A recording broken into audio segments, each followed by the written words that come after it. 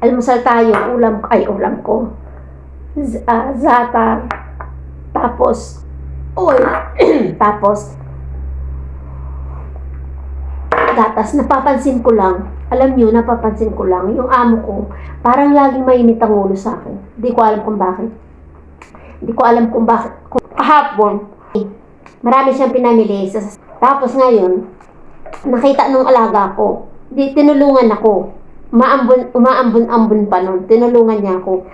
Sabi niya doon sa anak niya lalaki, wag mo na yan tulungan kasi trabaho naman niya yan. Sabi niya doon sa anak niya na wag na raw akong tulungan kasi trabaho ko yun.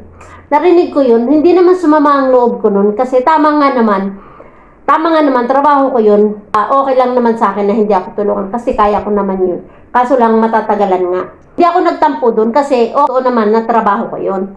Sagot yung anak niya na okay lang naman, lagi ko naman siyang tinutulungan, baliwala lang yun sa kanya, yun ang sabi niya, para mapabilis.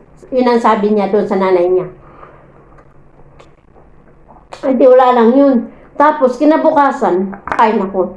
Tinatawag ako ng amo, kasi sabi ko, kumakain ako, mga alas 7 ng gabi yun. Ano ko yun ha, tanghalian ko yun ha, alas 7 ng gabi. Andito yung anak niyang babae. Tinatawag ako, tapos sabi ko, kumakain ako. Tapos ngayon, pumunta yung alaga ko doon sa amo ko. Tapos sabi niya doon sa nanay niya, kumakain nga ako, bakit daw siya nagsisigaw, kumakain pa daw ako. Sabi niya, alam niyo, galit na galit yung babae. Galit na galit doon sa anak niya, pero alam ko, sa akin siya nagagalit. Kasi nga, alam ko sa akin talaga mainit ang ulo nun. Tapos sabi niya dun sa anak niya, sa ulitin, sabi niya, kasi may natapon na, sabi niya, sa ulitin, wag kang nagagamit ng bagay na ito, hindi ka. Pero alam ko, kunwari lang yun, kasi sa akin talaga siya nagagalit. Hindi nagsisigaw na sila. Nagsisigaw sila, tumayo na ako sa pagkain ko. Tumayo na ako, tapos ako na gumawa dun sa natapon na yun. Ginawa ko na kasi nga, ayoko ng naiinis ako. Pero nakasimangot ako. Kasi nga kumakain ako. Tapos talagang galit na galit yun siya. Hindi ko alam kung bakit siya talaga galit na galit yun sa anak niya. Hindi naman siya ganun. Ganun siya. Alam ko kasi ugali niya. Pag nagagalit siya, hindi siya directly na nagagalit sa akin. Pinapagalitan niya yung anak niya. Tapos kung ano-ano sinasabi. Pero alam ko sa akin siya nagagalit. Hindi ko alam ang dahilan ng galit niya o dun ba sa pagsiselfon ko lagi. Gusto niya na yung isang taon tapusin ko para 2 taon. Yun ang gusto niya mangyari. Pero hindi ako sumagot dun. Kasi nga, ako dun sa sweldo ko. Kasi nga, 20k lang yung sweldo ko. Tapos 1 taon, napipending ako dito. Ang iniisip ko, na lumalaki yung bilihin. Tapos ang sweldo ko, ganun pa rin. $50 na allowance ko na pambili ko ng yung buhay pa ng matanda, hindi na nila binibigay sa akin. Wala na yun. Hindi na nila ako binibigyan ng allowance ng $50. Dati binibigyan nila ako na pambili ng mga anek-anek ko. Ngayon, matagal na hindi nila yun binibigay. So, nakiusap lang naman sila sa akin noon na mag-extend ako ng 1 taon kasi nga manganganak yung anak niya, buntis kasi, tapos hindi pa nakakuha ng katulong. So nakiusap na ako habang hindi pa nakakakuha ng Tapos ang gusto niya naman ngayon, gawin kong 2 taon yung extend ko. Bibisit ka sa akin.